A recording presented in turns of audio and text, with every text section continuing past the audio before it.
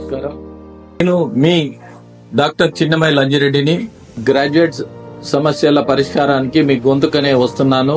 మీ మద్దతు నాకు అందించి నా అభ్యర్థిత్వాన్ని బలపరిచి మొదటి ప్రాధాన్యత ఓటు వేసి గెలిపించాలని ప్రార్థిస్తున్నాను. భారత్ మాతాకి జై. అయితే ఎంతో మంది రూల్ చేయడం చూసారు, మీరు ఎంతో మంది చీఫ్ మినిస్టర్లను చూసారు.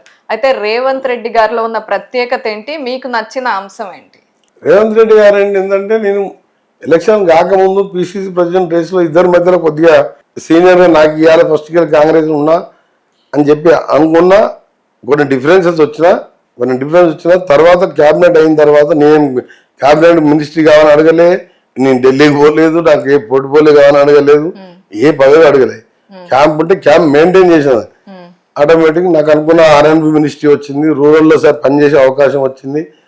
రీజనల్ రింగ్ రోడ్ 30,000 కోట్లతో కంప్లీట్ చేస్తే ఆ రోజు ఓఆర్ఆర్ లో రాజశేఖర రెడ్డికి కట్టిస్తే ఎట్లా పేరు వచ్చిందో, రేపు RRR కూడా అది కంప్లీట్ చేస్తే నాకు రాజశేఖర రెడ్డి లాగా నాతో పాటు రేవంత్ రెడ్డి గారు కూడా పేరు ఆయనే అంటాడు, మా సీఎం గారే, నువ్వు కంప్లీట్ చేయన్నా నీకు రాజశేఖర రెడ్డి లాగా పేరు వస్తుందని అని చెప్పి అలాంటి మంచి శాఖనిచ్చిండు. ఎప్పుడు పోయినా కానీ మర్యాద, పెద్దోళ్ళు అయితే అన్న అని, చిన్నోళ్ళంతా తమ్మి అని. ఆయనకి అసలు అపాయింట్మెంట్ లేదు, ఏం లేదు. You can go walk in. Morning పోతే నువ్వు అప్పుడు లోపలి వరకు ఇంటి వరకు వెళ్ళిపోవచ్చు, ఎవరు ఆపదు నిన్ను.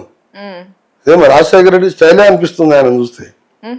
అంటే కొన్ని పోలికలు ఉన్నాయి ఇద్దరికి, చాలా పోలికలు ఉన్నాయి. ఇప్పుడు ఎల్ఓసి రోజు ఒక 50 మందికి పర్ రేట్ లెక్క 3 lakhs లెక్క మార్నింగ్ పంపిస్తే ఈవినింగ్ ఇస్తాడు ఆయన ఆర్డర్.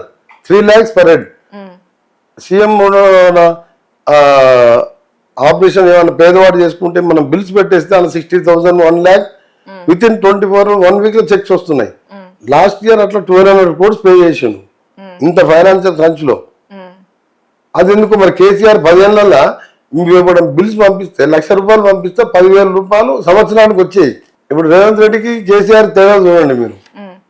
రాజశేఖర రెడ్డి అదే ఉండే, మీ 5 lakhs బిల్ అయిందన్నా అప్పు తెచ్చి కట్టుకుండు, నువ్వు రియంబర్స్మెంట్ చేయాలంటే 5 రాసేదాకా 5 అని రాసి సంతకం పెట్టేది, ఇమ్మీడియట్ తెల్ల చెక్ వచ్చేది. ప్లస్ ప్రాజెక్టులు కూడా ఏంటంటే అన్నప్పుడు నా ఎంట పడ్డాడు, నువ్వు ఎస్ఎల్బిసి టనల్ పూర్తి చేసుకో, బ్రాహ్మణం వెళ్ళే 1,00,000 ఎకరాలు మీ ఊరు ప్రాజెక్టు, నువ్వు ఎన్నిసార్లు కొట్లాయినా చూసినా నువ్వు అంటే ఆయన రిమైండ్ చేసి ఆయన వెంటబడి ఆయన డబ్బులు పేమెంట్ రిలీజ్ చేసుకుంటూ ఆఫీసర్లకు చెప్పి ఈ 2 ప్రాజెక్టులు అన్న మొదలు పెట్టించుకున్నాడు. నల్గొండ జిల్లా చరిత్ర మారిపోతుంది.